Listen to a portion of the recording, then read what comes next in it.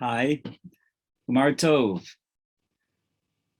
Rosh Hashanah and Yom Kippur are already behind us.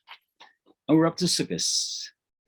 And it just seems that the sands in that hourglass are pouring through very quickly.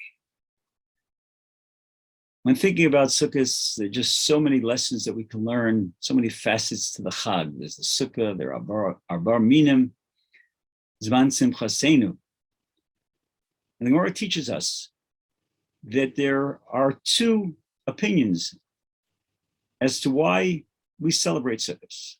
One opinion says that when Klal Yisrael left Mitzrayim, they were protected by the Ananei HaKavod, the clouds of glory. And the second opinion says that when Klal Yisrael left Mitzrayim, we actually stayed in Sukkot. We stayed in huts. Either way, the lesson is the same. Klal Yisrael spent 40 years in the Midbar and survived due to only one reason: the protection of the Ribono Shel Olam. The lesson, or one of the lessons, perhaps the major lesson of Sukkot, is the concept of bitachon, the understanding that the Ribono Shel Olam loves us and he takes care of us. The Gemara discusses the various dimensions of the sukkah, and it points out that the walls can be made out of any material, but they can't be higher than 20 amos, which comes out to about 35 to 40 feet. And the reason is that when we sit in the sukkah, if it's higher than 20 amos, we're not going to notice the schach.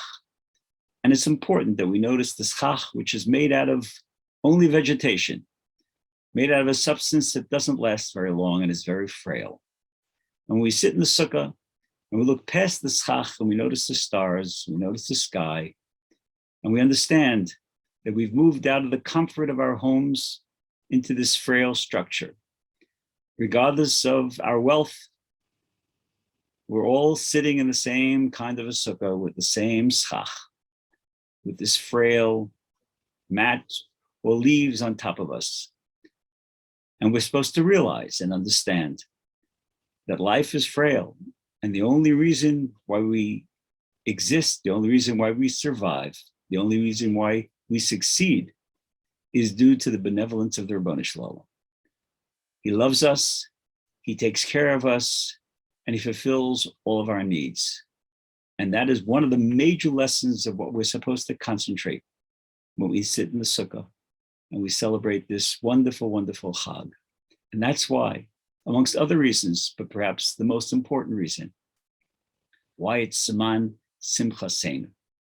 If a person lives their life and understands that the Ribono Shel Olam ultimately is controlling their lives, so everything that happens to us for a reason.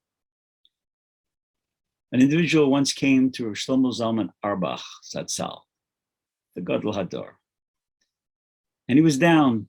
He was somewhat depressed, and he said, "Rabbi, it's hard for me to have simcha this Sukkot. I've been married for a number of years and we haven't been blessed yet with children."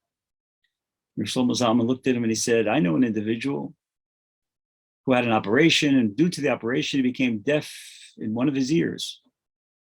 He also is a widower, and 3 of his children were also not blessed with any children at all. Yet, he smiles all the time and he's genuinely happy." The man looked at him and said, "Rabbi, that's very difficult to believe. How is it possible?" Rav Shlomo Zalman looked at him and said, "I don't know, but I'm that individual." Actually, he did know. And I'm sure he related to this individual the fact that we have to understand that whatever the Ribono Shel Olam does for us is for our benefit. And that's the lesson of the sukkah, a lesson of bitachon, a lesson of understanding that Klal Yisrael exists today only through the benevolence of the Ribono Shel Olam. Rabbi Yaakov Emden, in his siddur written in the 1800s, wrote that Klal Yisrael's existence today is a greater nes, a greater miracle than Yetzias Mitzrayim. And if you study our history over the last 2,000 years, you realize how true it is. So Mitzvah Hashem, as we're sitting in the sukkah, we should look up to the schach and realize that the Ribono Shel Olam loves us, he takes care of us. And if even if things are unfortunately not as pleasant as we'd like them to be today, Mitzvah Hashem will daven, and the Baruch Shalom will make them better tomorrow. That's Zaman Simchasenu, knowing and having the confidence that the Baruch Shalom does all the things that we need and takes care of all of our needs. Mitzvah Hashem, we should have a joyous Chag, a Chag where we derive all the lessons from all the aspects of the Chag. Have a wonderful Chag. We should be blessed with health, happiness, and prosperity. Kol Tov.